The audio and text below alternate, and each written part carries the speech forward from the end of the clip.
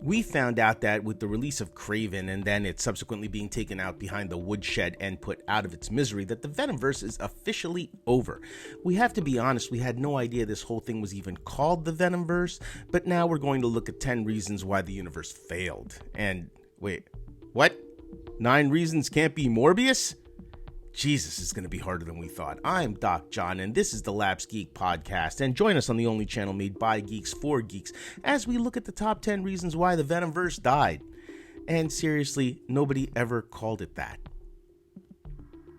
Number 1. The Sinister Six obsession. Ever since the Sam Raimi, Tobey Maguire Spidey films, there were rumors that Sony wanted to do a Sinister Six movie. The Amazing Spider-Man 2 even went so far as to show the various apparati of the Six, such as the Rhino armor, the Vulture wings, and Dr. Octopus's tentacles.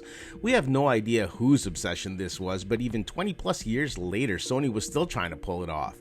We're interested to know what the endgame was supposed to be. Was it supposed to be a heist film a la Ocean's 11, or something more akin to the comic book Thunderbolts, where they were ex-cons looking for redemption, or even the Suicide Squad, where someone like the government is using them for highly dangerous missions for time off their sentences? Any one of these concepts could work if written well, of course, but that's the rub. Sony never produced a film in the Venomverse that led us to believe they were capable of pulling off a movie about a team of villains and doing it well.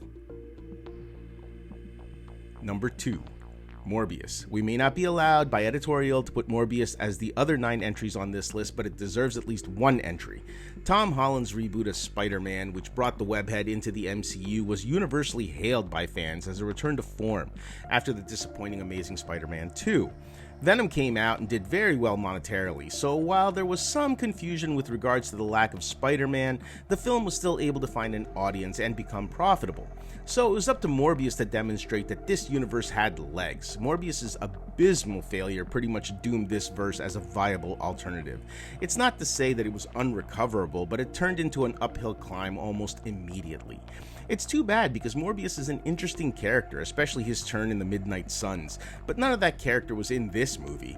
The movie also made a confusing attempt at a multiversal tie-in by bringing the Vulture over from the MCU, which made no sense as Morbius wasn't a villain per se and would not have fit into the Sinister Six at all.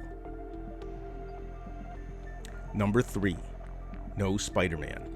Doing a bunch of movies about peripheral characters or villains of Spider-Man with no connection to Spider-Man seems like a doomed premise to begin with.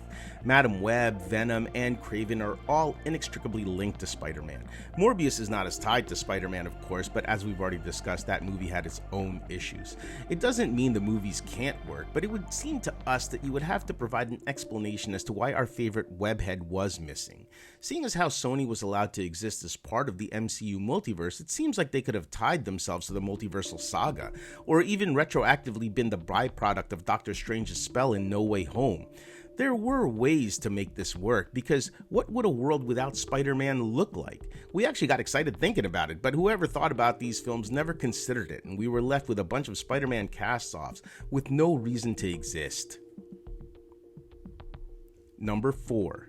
Sony didn't believe in it. Pretty simple really, because it felt like Sony was doing these movies simply because they had the rights to do it. Whether they had to in order to maintain their rights deal, or they believed the merest hint of being part of the MCU meant box office dollars, we don't know. What is clear is that these films had minimum effort written all over them.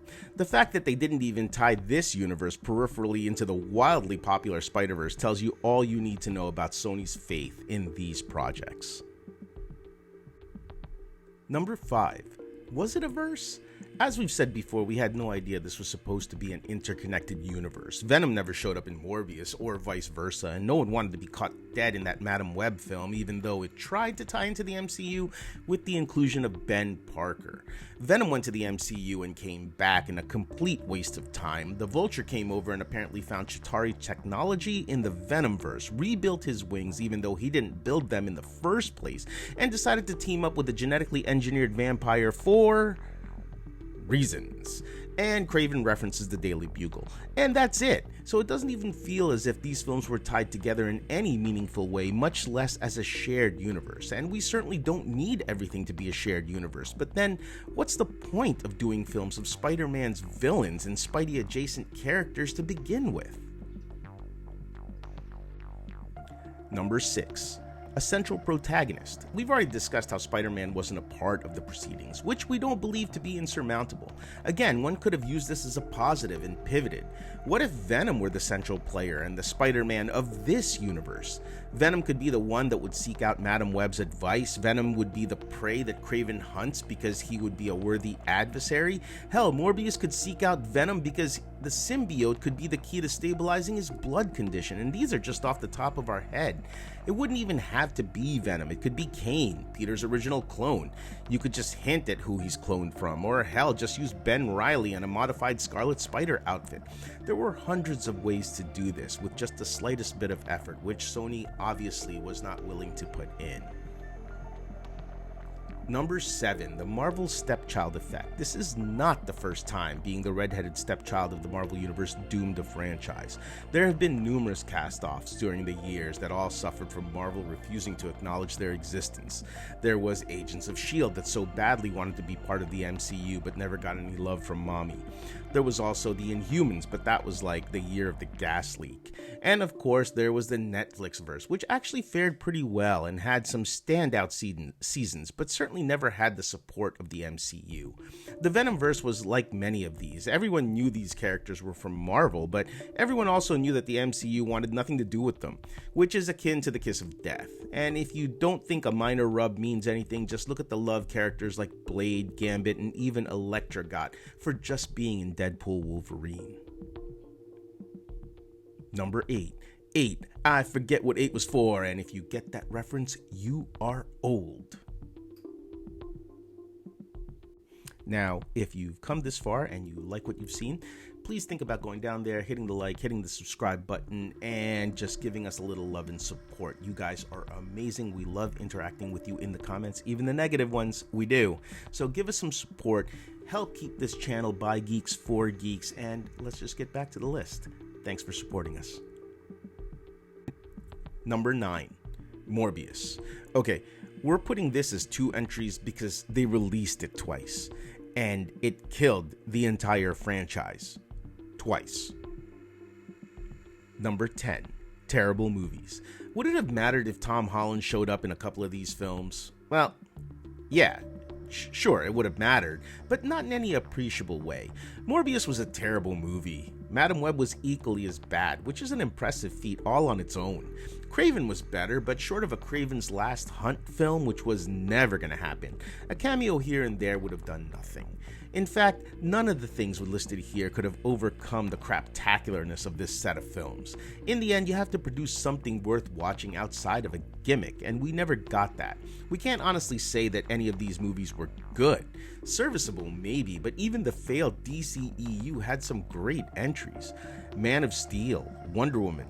2 hours of parts of both Justice League movies probably would have made a really good film. Shazam, Blue Beetle, and so on were all solid films we'd easily watch again. There isn't a single film in the Venomverse, and no one ever called it that, would we consider watching again. And that's our list. Agree, disagree, let us know in the comments. Don't forget to like and subscribe, and remember, the world you live in is just a sugar-coated topping. There is another world beneath it, the real world, and if you want to survive it, you better learn to pull the trigger.